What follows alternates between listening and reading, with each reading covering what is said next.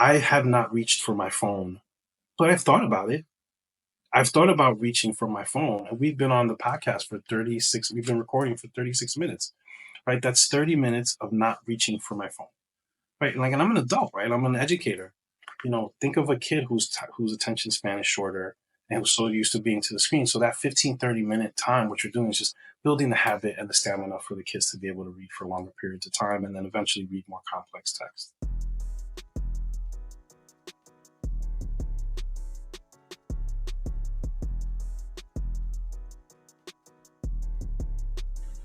This is Articulating, an independent school podcast.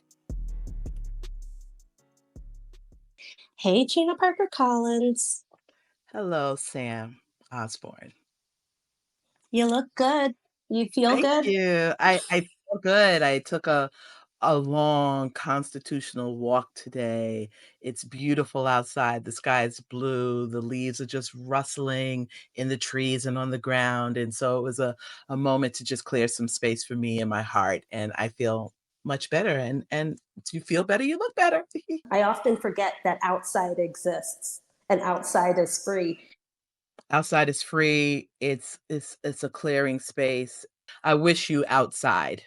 For those listening, go outside. It's okay. Just a couple minutes and bring your headphones and listen to this episode. Yes.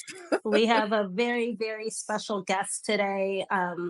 For those of you who may have seen the Atlantic article about college students and their struggles with literacy, we knew this was an episode that Articulating needed to touch on. And Gina Parker Collins called on her dear friend, Ramon Javier, head of school at George Jackson Academy in New York City. And we're just so excited to welcome him. Hi, Gina. Hi, Sam. Thank you so much for having me. Ramon's in a suit. I forgot what a suit is. You don't wear those.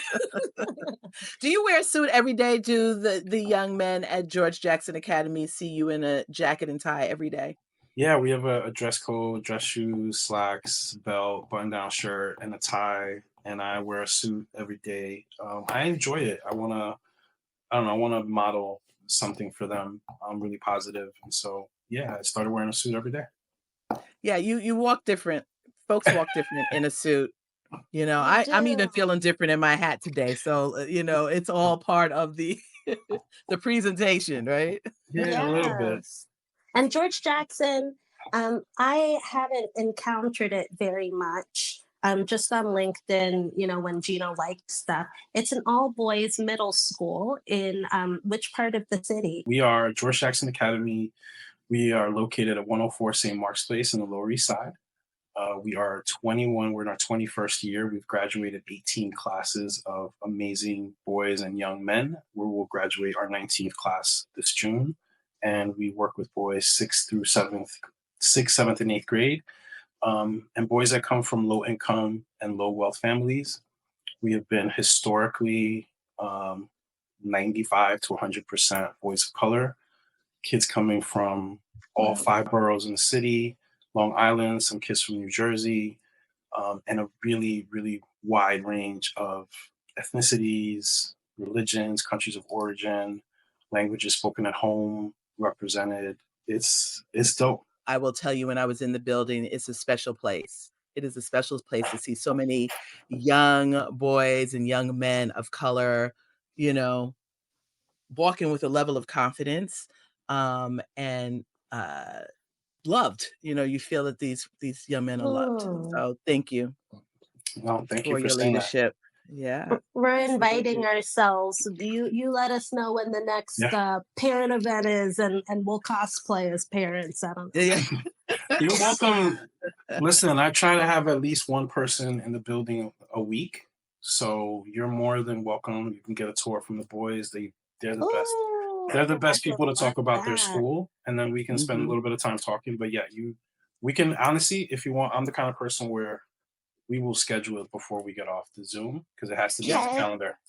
We're locking arms. We'll lock arms, Sam, and we'll go. There was an Atlantic article circulating about college students and about how professors have had to adjust their their syllabi, so that years ago it would be books that they were assigning students, and now it's become snippets, and now students are coming to these professors complaining that the workload is too much because they don't have the capacity to read these books. College students at elite Mhm. universities, where you Mhm. think that that wouldn't pose a challenge.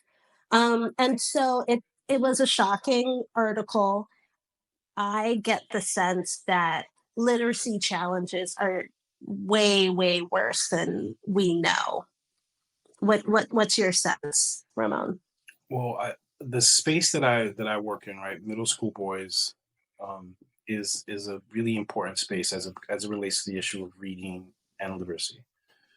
This is across countries and cultures. What we see as educators is that boys they stop reading effectively, starting in like middle school, and then by high school they're not reading independently, right? So the levels of engagement with reading, finishing a book, independent reading, the numbers are low, right, for middle school boys, and it starts to happen in middle school, and then again it extends into high school, and that's not cool. We're not that is a problem. Yeah, those articles they kind of confirm why we take the approach that we take, and the Yeah. approach that we take is everyone's going to read. I, I assume there are milestones that students should be hitting.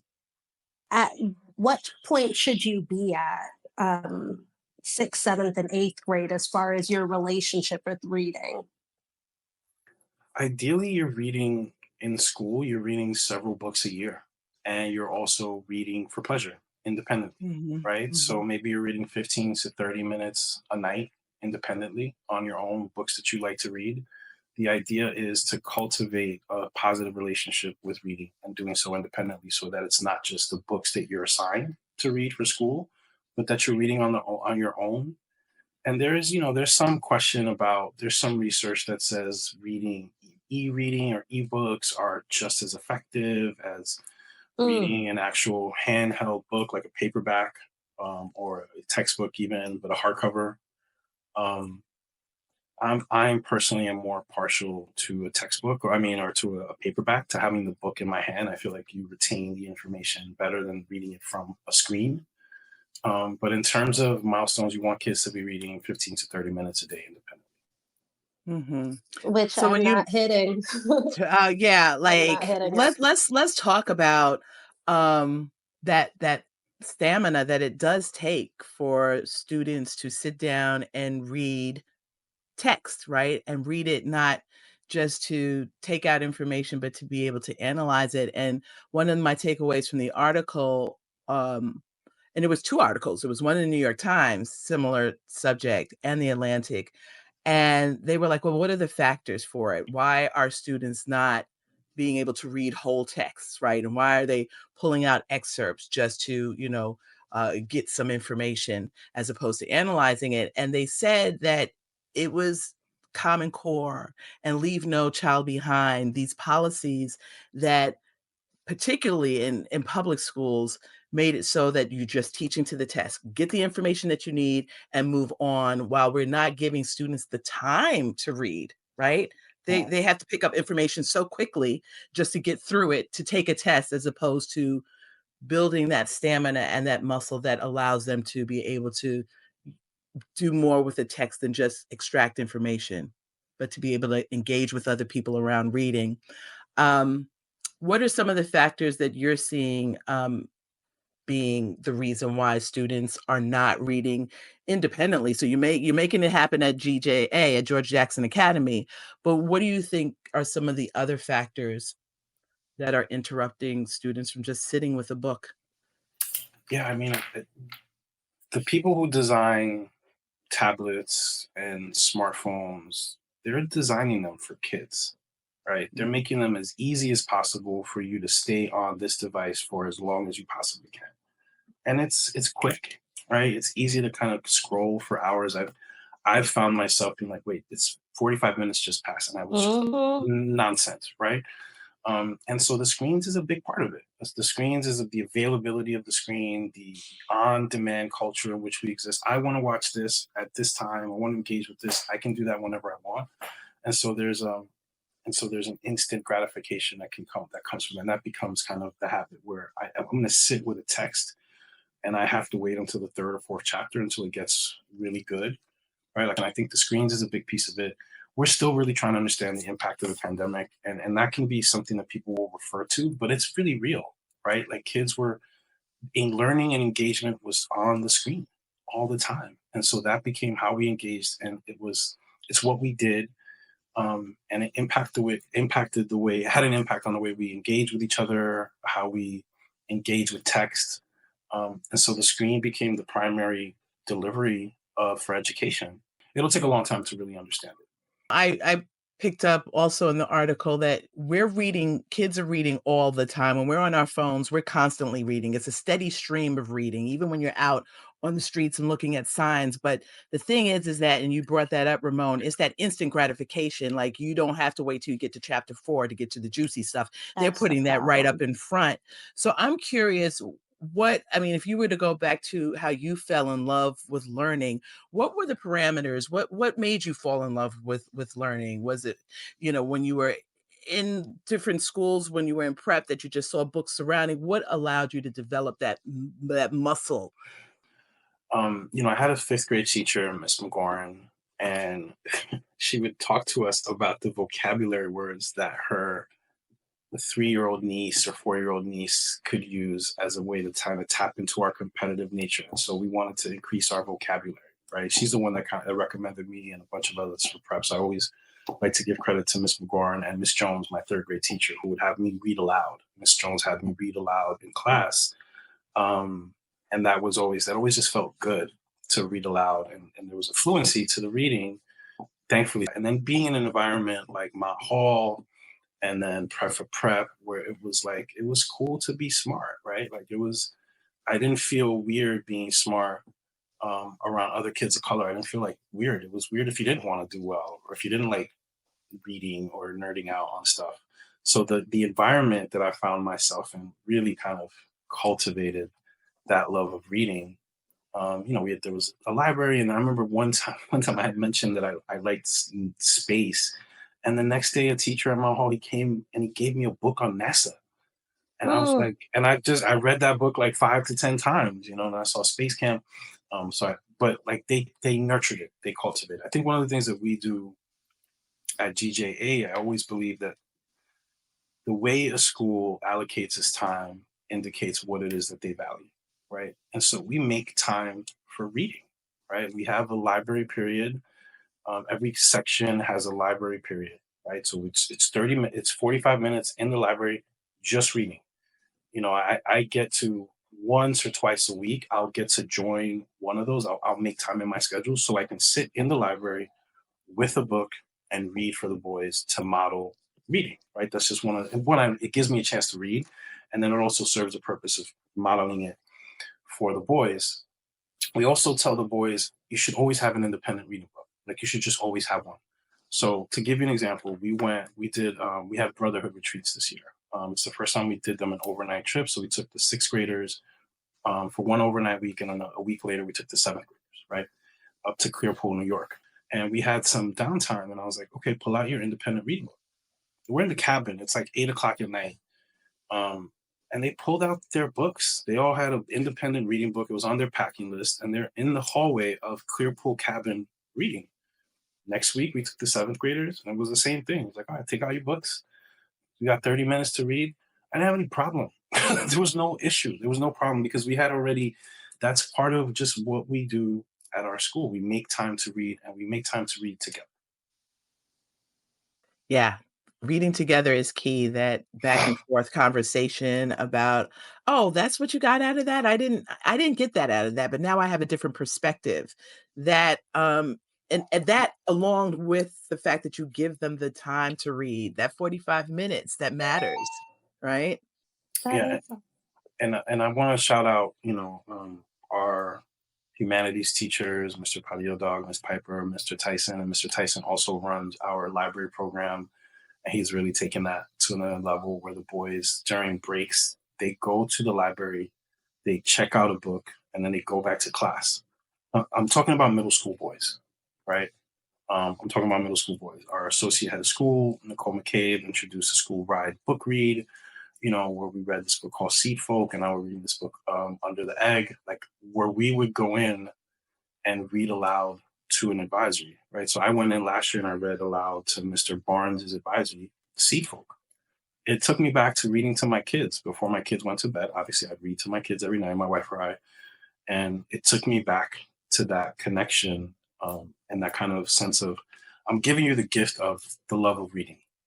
I'm going to give you that gift. Even though your children are reading independently, it's important for you to model to them. And if modeling means that I might not have my own book that I'm reading, I'm going to read with you the book that you have that came in the class. Like, let's read this together. So parents also bear a responsibility. We can't just leave it up to our schools, or what's on the internet to educate our children. We have to instill that love of learning and reading with them. So thank you for honoring your teachers, and we want to honor the first teachers as well.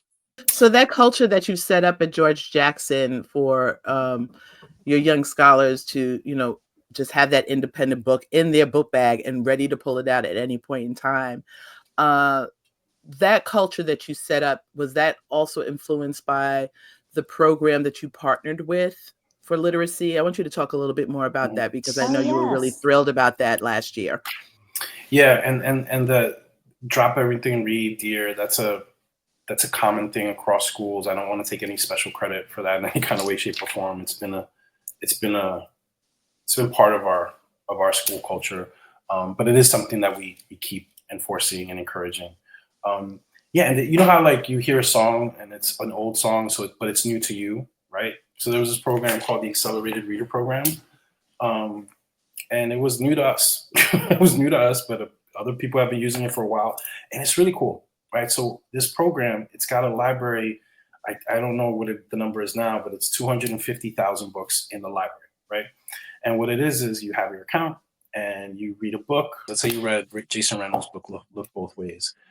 You go onto the program, onto your account. You say, hey, Accelerated Reader, I read this book, Look Both Ways. And then it produces a quiz to test whether or not you actually read the book, right? So it gives you a quiz, like it asks you content questions about the book. And then you answer the questions. The program's like, okay, cool, you read the book. And then it counts the number of words that you read, and it accumulates accumulates the number of words that you read. We're hoping for kids to have read at least 200,000 words on their own. That's something like 5 books or 10 books, whatever the numbers, depending on the size of the book. But wanting them to have that, and trying to tap into a little bit the kind of the competition, the competitive nature that's kind of, I think, imposed. There's some of it is natural, but I think some of it is also imposed upon boys to always be so competitive with each other. And so, hey, let's be competitive about how many words you read, And so we count them, and then we celebrate milestones. Once you hit 200,000, 400,000, 800,000, a million. Wow. Dylan Angelis last year, he read over 3 million words. And we didn't start the program till January. He's at Grace Church School now, which is a great partner school with GJA. Yeah, so that's the program, and it's such a simple idea, right? Instead of saying, "Oh, we read 10 books," it's like, let's think of the number of words you read. So it's bigger. It's like a bigger number, and it's just this huge accomplishment. And then really trying to instill in the boys, hey, you're not really competing with each other. I don't want you to think of it that way, because someone's best is not necessarily your best. Your best could be surpass that person. So you're not really competing with anyone else. They can be benchmarks, I get that, but you're really competing with yourself. You want to see what you can do. You want to see how many words you read. That's making me think about differently abled folks.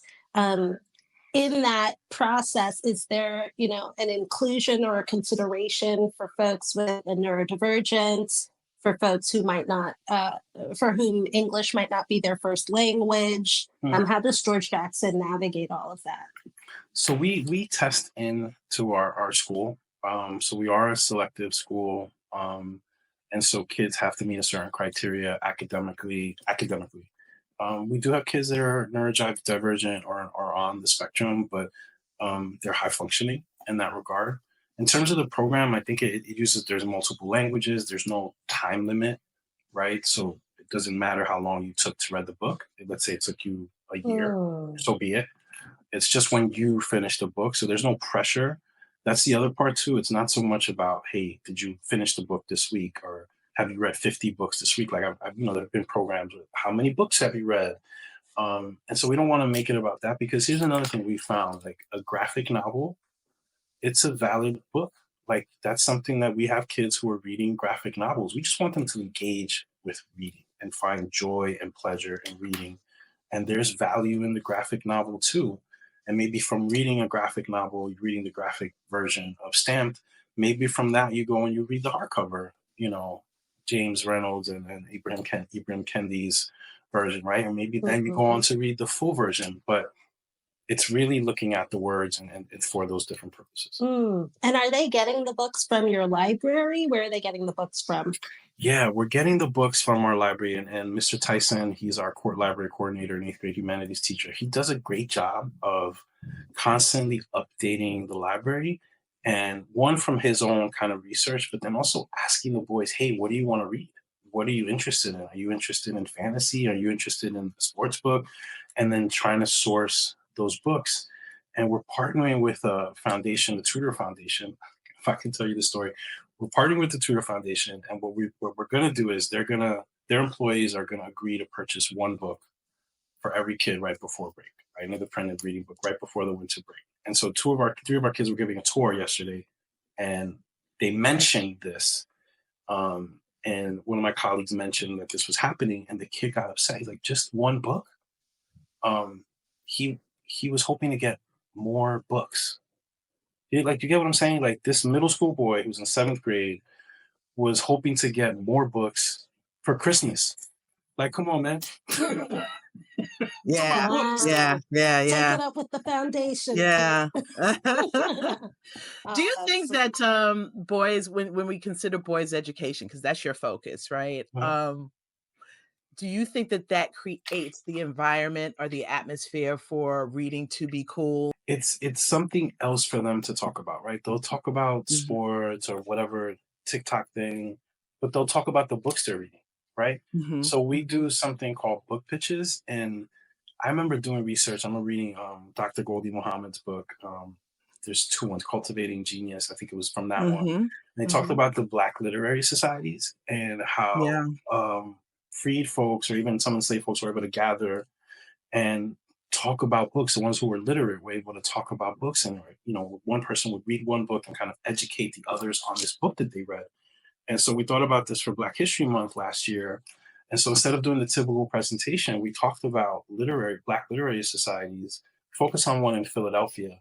And then we had the boys do book pitches, right? It's something we had done earlier in the year, and then we connected it to Black history. So we had boys getting up there in front of their brothers, their GJ brothers, and saying, hey, I read this book. I read Rings of Fire. It's dope. You should read it. Here's why. Right? Like, and having, so you're not hearing it from me or Mr. Tyson, you're hearing it from each other. And so that's another way in which we're normalizing reading and enjoying reading by bringing them into the conversation as well. wow, a literary society, that's extremely important. I don't think we understand, how important reading is for your own survival, right? Like, you put it in a book. They mo People have felt, well, if you put it in a book, certain people are just not gonna read it, so and we were kept from reading, right? Enslaved folks were just kept from reading because there's power and there's knowledge in a book, and, yeah, I think mm. it's one of the easiest ways to trap a people by not encouraging them to read. I appreciate the historical context, Gina. The unfortunate reality I have learned is that is still very much the case today. Mhm. Um, as a consultant, I had to do um, a case having to do with opening a school, and so that has a lot to do with understanding what that region looked like, literacy, all of that. We right now on this podcast, we're talking about the diminished love for reading, people who are capable of reading, but they might not Right, be able to right. comprehend long text, love for reading. There are people large amounts of people uh, for whom reading is actually difficult, and they live in regions where the graduation rate is higher than the literacy rate, meaning that they are graduating people that cannot read. And I just don't know what that means for career, for life, for your future, for your Yeah, family, for society. for society. And that's by design, I feel. And so, I really appreciate this historical context, but it's very much present. I'm learning. It's Yeah. so present. And so, Ramon, what do you think about the whole, thank you for that, Sam, the critical thinking aspect of that, right? So, for Mhm. those students who are capable of reading, but have difficulty with stamina with reading because they had not been required to do it, um, what do you think about the whole critical thinking aspect, the lack of being able to, hold that stamina and be able to kind of manipulate the text? Well, I mean, reading is probably the best form of test prep. Just like reading Right. something difficult and reading for a long time. The benefits of reading for Yeah. extended period of time is real in terms of one, your reading comprehension, right? You're able to actually understand what you're reading, but it also improves your writing because you're exposing yourself to good grammar, well structured paragraphs and essays and whatnot. And so you see good writing. So you see the benefit of the improvement for student writing when you have a dedicated reading program. I think what we really try to do is have the kids enjoy reading, right? That's really at the crux of what we're trying to do. We want you to enjoy it, and we want you to dedicate time to it, right? Because that's where the stamina piece comes in, like, right? That's what we're talking about. Read 30 minutes a day, right? Like, build if you can that amount of time when you've built that muscle. I can sit down, I can read for 30 minutes a day, and that's a habit, that's a skill that you can do. And think about it in the context of I have not reached for my phone, but I've thought about it. I've thought about reaching for my phone, and we've been on the podcast for 36. We've been recording for 36 minutes, right? That's 30 minutes of not reaching for my phone, right? Like, and I'm an adult, right? I'm an educator. Think of a kid whose attention span is shorter and who's so used to being to the screen. So that 15, 30-minute time, what you're doing is just building the habit and the stamina for the kids to be able to read for longer periods of time and then eventually read more complex text. Hmm. So a lot of schools now are removing phones from school day altogether now. I mean, how long has George Jackson been like a no phone had a no phone policy, or do you have that Right. policy? It was definitely in place before I arrived here. The kids get in the Mhm. morning, they get to advisory, and you put your phone in like the shoe rack things that you've seen those Mhm. for the Wow. day, and that's it. Now, what happens Yeah. at the end of the day when they get their phone back? The first thing they do is turn their phone on, and you know that's the Mhm. first thing they do. But Yeah. no, Catch up. there's no phones during the day. One of the benefits is understanding different perspectives. I think we become more empathetic when we are picking up on maybe a common situation, but how certain people arrive at their assessment of it through reading. And I think that that is probably one of the worst things that we're losing now with the decline in literacy is that people are in their silos, they're in echo chambers, and they just do not grab onto other perspectives.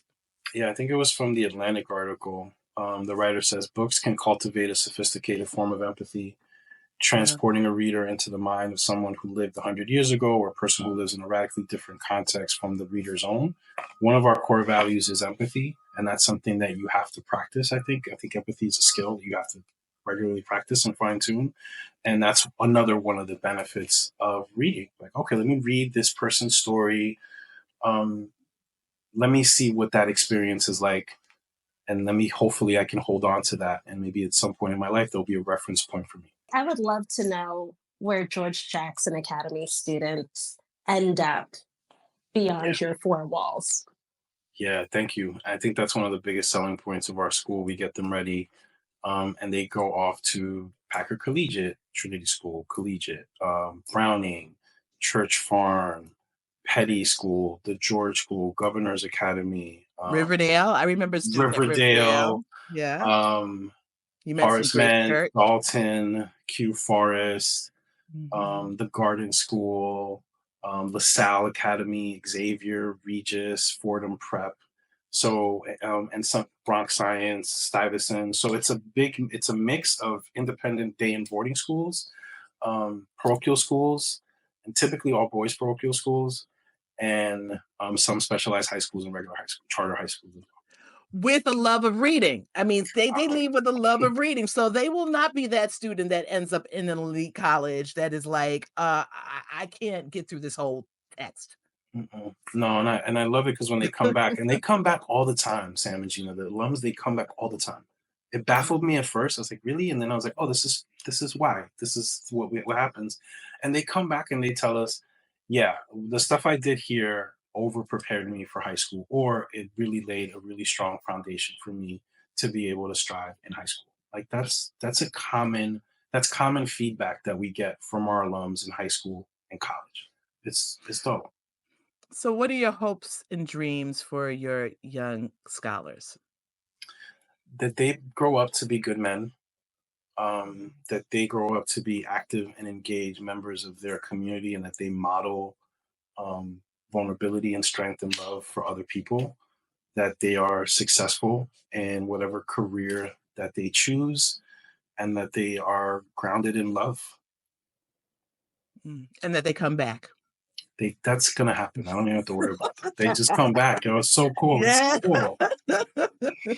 That's great. Well, we are so honored to have you leading a school as amazing as George Jackson Academy, and we just thank you. Thank you so Thank much. you so much. Thank you for having me. If you enjoyed listening to this discussion, please pass it on to a friend. And don't forget to hit subscribe and follow us on Instagram at our parent organization at 4RISE. That's the number 4, RIISE. Thank you for listening, and we'll see you in 2 weeks.